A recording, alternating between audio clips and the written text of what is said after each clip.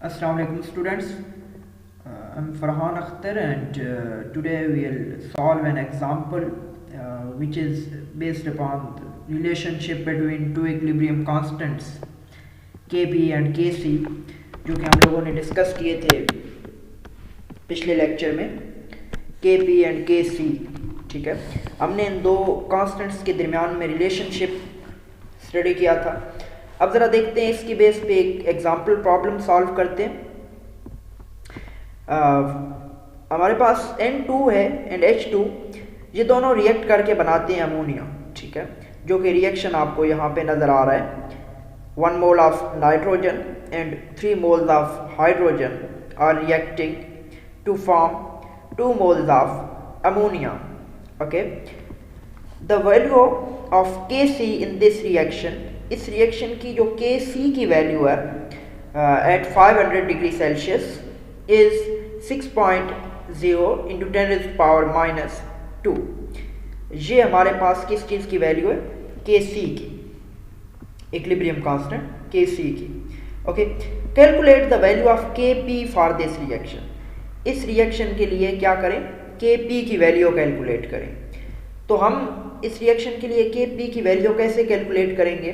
First of all तो हमें nitrogen और हाइड्रोजन का जो रिएक्शन है फॉर्मेशन ऑफ अमोनिया का, ये पता होना चाहिए, जो कि आपके सामने यहाँ पे शो किया गया है फॉर सिंथेसिस ऑफ अमोनिया कि 1 मोल ऑफ नाइट्रोजन रिएक्ट करता है 3 मोल्स हाइड्रोजन के साथ और बनाता है 2 मोल्स अमोनिया। ओके, अब इस रिएक्शन में अगर हम नंबर ऑफ मोल्स देखें, क्या देखें? नंबर ऑफ मोल्स के नंबर ऑफ मोल्स रिएक्टेंट्स के कितने हैं और नंबर ऑफ मोल्स प्रोडक्ट्स के कितने हैं, और रिएक्टेंट्स से प्रोडक्ट्स बनते हुए नंबर ऑफ मोल्स में क्या चेंज आ रही है। ओके, हमारे पास रिएक्टेंट्स के नंबर ऑफ मोल्स कितने हैं? 1 mole of nitrogen and 3 moles of hydrogen. तो टोटल हमारे पास रिएक्टेंट्स की 4 मोल्स हैं। ठीक है, प्रोडक्ट के टोटल हमारे पास कितने मोल्स हैं? 2। ओके, तो अब रिएक्टेंट्स से प्रोडक्ट्स बनते हुए हमारे पास नंबर ऑफ मोल्स में कमी आ रही है, 2 मोल्स कम हो रहे हैं। ठीक है, यहाँ पे 4 हैं तो यहाँ पे कितने हो गए? 2 हो गए। ठीक है, अब हमारे पास जो रिलेशनशिप है बिटवीन Kp एंड Kc, ये कौन सा है रिलेशनशिप? ये सबको नज़र आ रहा है। Kp इक्वल है हमारे पास, जो हमने पिछले लेक्चर में टॉपिक के दौरान पढ़ा था, Kp इक्वल है Kc multiplied by Rt and it's power is delta n। अब यहाँ पे डेल्टा n क्या था?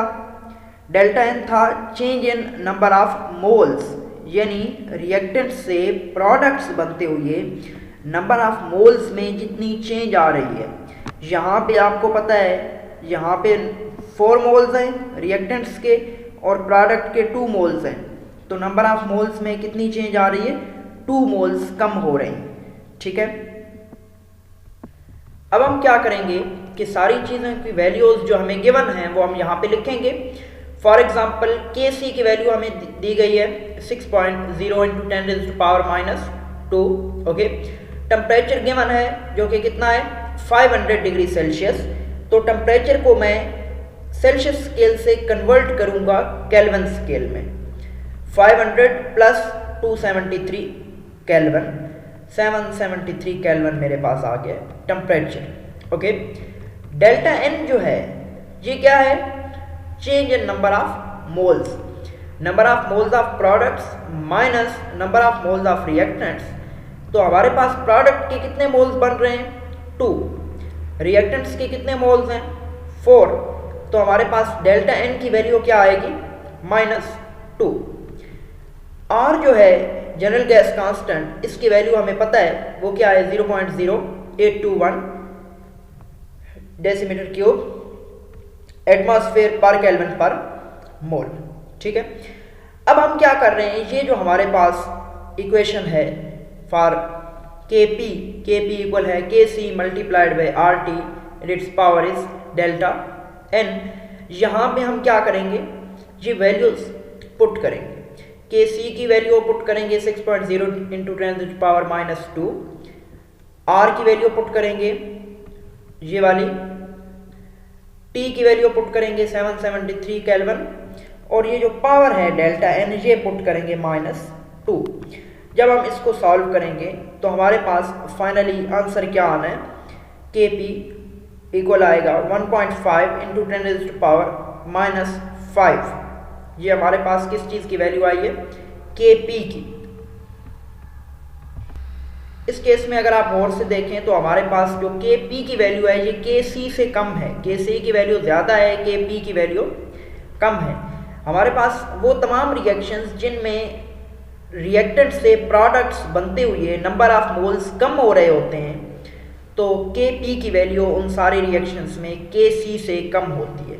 के पी की वैल्यू कम होती है, के सी की वैल्यू ज़्यादा होती है सब रिएक्शंस में जिनमें नंबर ऑफ मोल्स कम हो रहे हों ड्यूरिंग रिएक्शन। अगर अब नंबर ऑफ मोल्स बढ़ रहे हों तो फिर के पी की वैल्यू ज़्यादा होती है, के सी की वैल्यू कम होती है। ओके।